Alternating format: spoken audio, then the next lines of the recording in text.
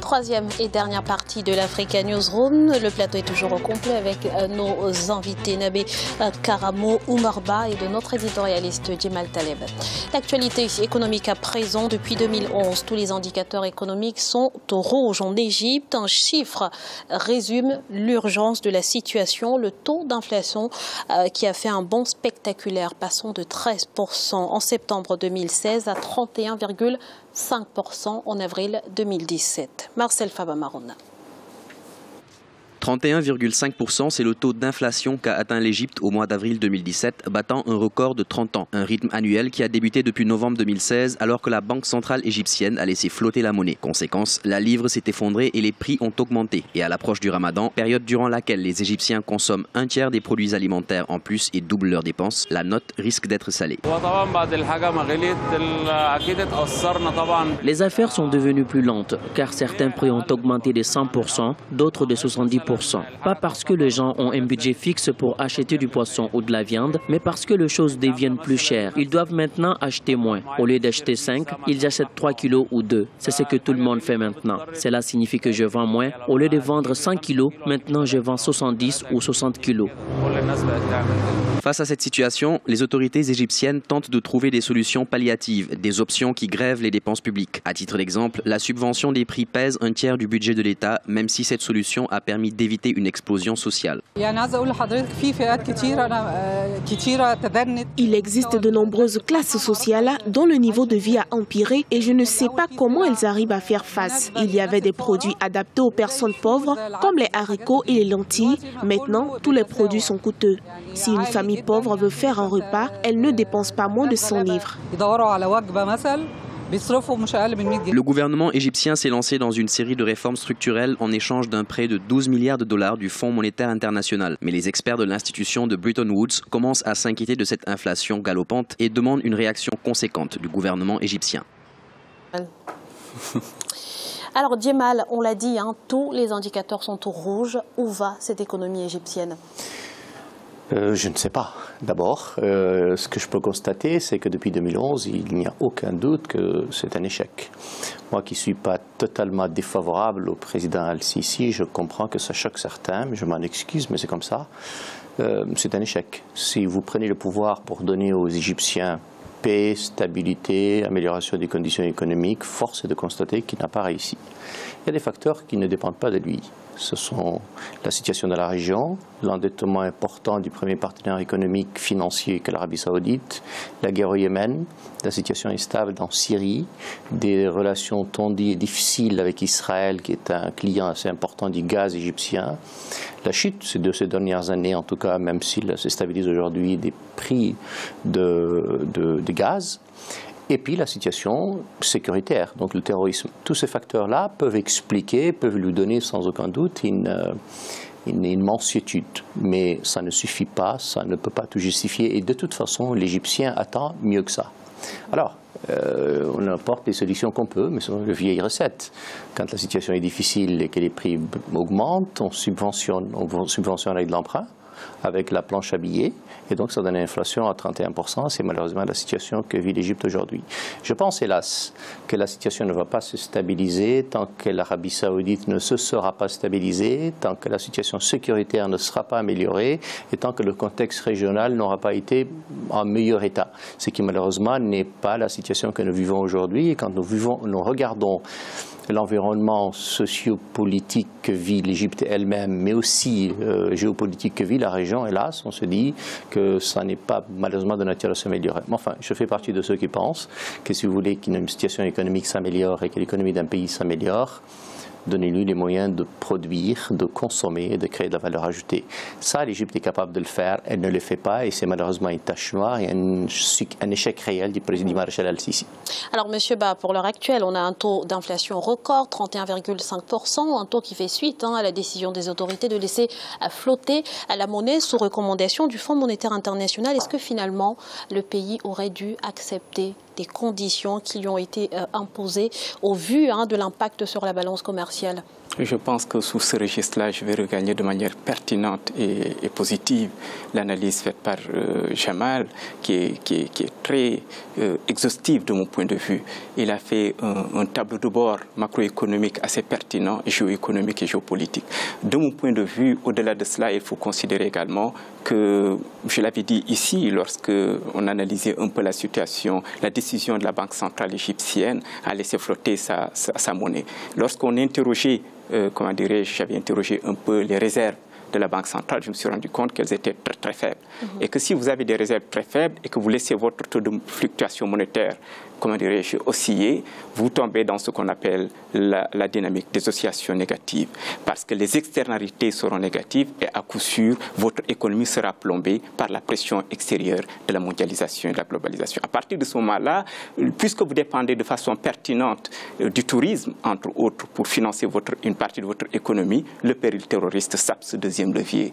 Et finalement, vous restez sans marge de manœuvre pertinente. Et donc, puisque l'Arabie saoudite également en voulait un tout petit peu au général Sisi de n'avoir pas pu suivre de façon comme il l'aurait souhaité dans le dossier du Yémen, mais aussi en Syrie. Ils avaient un peu aussi verrouillé le levier pétrolier. Et donc, à partir de ce moment-là, de mon point de vue, l'Égypte est aujourd'hui dans une sorte d'impasse. Elle n'a pas les réserves nécessaires. Elle est sous conditionnalité des institutions de Bretton Woods. Il lui reste maintenant une option, ou deux. La première est de produire. Mais pour produire, il faut avoir un levier monétaire, donc battre monnaie, ramener encore plus de fluidité monétaire, ou bien tout simplement se lier, point et pied liés entre les décisions de Bretton Woods. Et à ce niveau-là, ce qui reste, c'est des logiques de privatisation, de plans d'ajustement structurel. Et à partir de ce moment-là, elle perdrait ainsi sa stabilité géostratégique de mon point de vue. Merci, M. Ba. Dans le reste de l'actualité, depuis la libéralisation du secteur de l'éducation nationale, on assiste à une prolifération des écoles privées au Congo-Brazzaville avec des dysfonctionnements qui l'accompagnent et le sous-secteur de l'enseignement supérieur n'y échappe pas. Voyez ce reportage de notre correspondant Deva Panzo.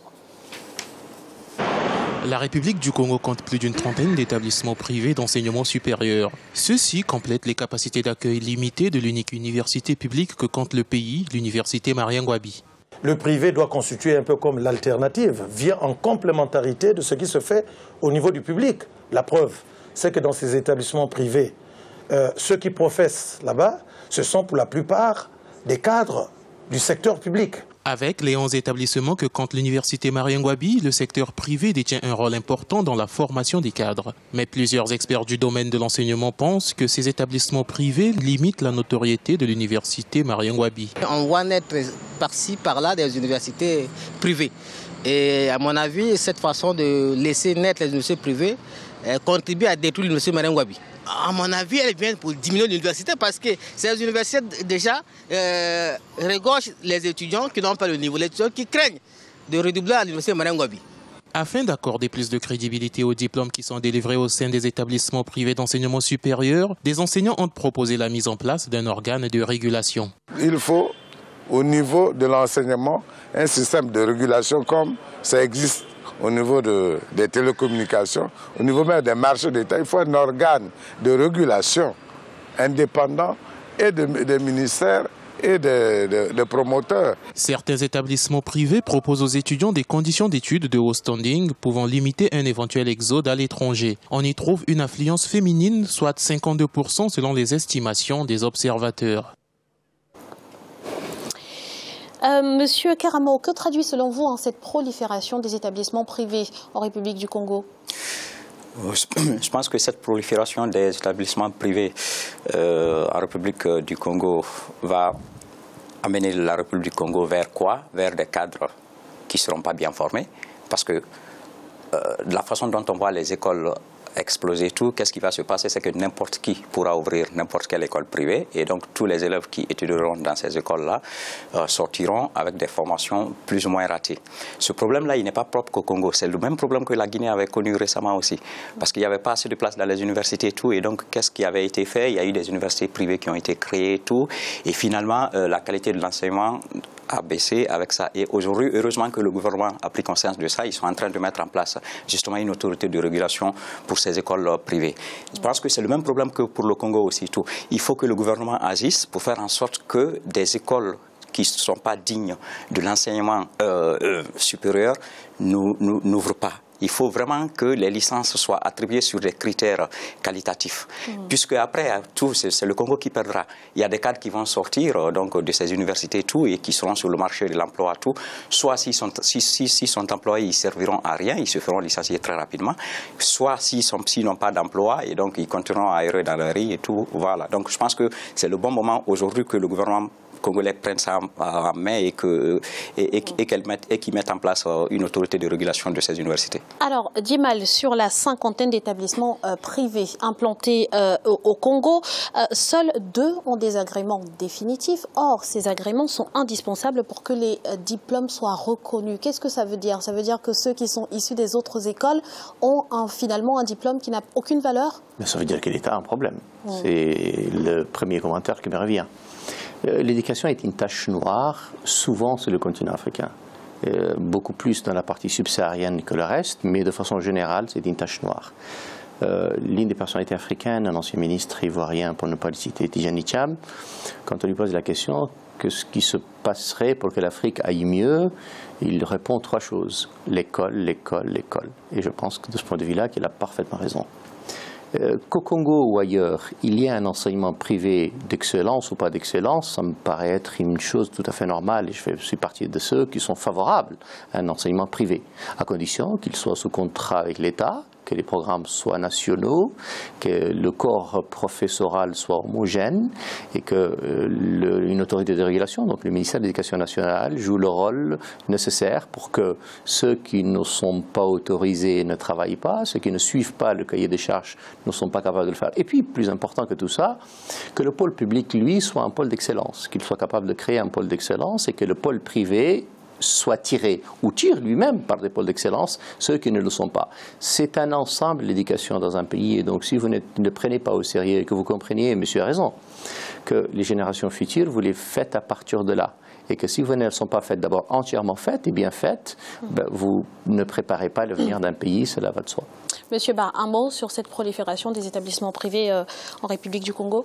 Je pense que dans le principe visant à créer plus de place pour l'accès à l'éducation, à l'enseignement, qui est un droit international reconnu dans la Déclaration universelle des droits de l'homme, c'est une bonne chose. Maintenant, du point de vue de l'encadrement, du point de vue de la certification des diplômes, du point de vue des critères préalables pour pouvoir ouvrir de telles écoles qui doivent être sélectifs, sérieux, il faudrait que l'État joue son rôle. Le rôle de garant de la stabilité, mais aussi le rôle d'accompagnement de sa jeunesse pour que celle-ci puisse être bien formée. Parce qu'une jeunesse bien formée, c'est une niche d'emploi et donc une façon ainsi de résorber le chômage dans un pays et surtout préparer l'avenir et le destin du pays. Merci, Monsieur Ba. C'est à présent la fin de cette émission qui marque également la fin de notre semaine spéciale Guinée. Notre prochain volet sera consacré à l'avancement des armées africaines. Monsieur Nabé Karamo, merci d'avoir été avec nous sur ce plateau. Je rappelle que vous êtes consultant en système d'information à INORIA. Merci. Merci à vous, merci à tous les téléspectateurs. Monsieur Oumar Ba, merci également d'avoir été avec nous. C'est nous qui vous remercions ainsi que nos collègues, votre staff et les téléspectatrices. Je rappelle que vous êtes donc politologue sénégalais et Djemal. Merci pour votre participation à cette émission. Merci Graziella et merci à ceux qui ont bien voulu nous regarder. Merci à vous, chers téléspectateurs, de nous avoir suivis. Restez sur Africa 24 dans quelques instants, le journal de la rédaction.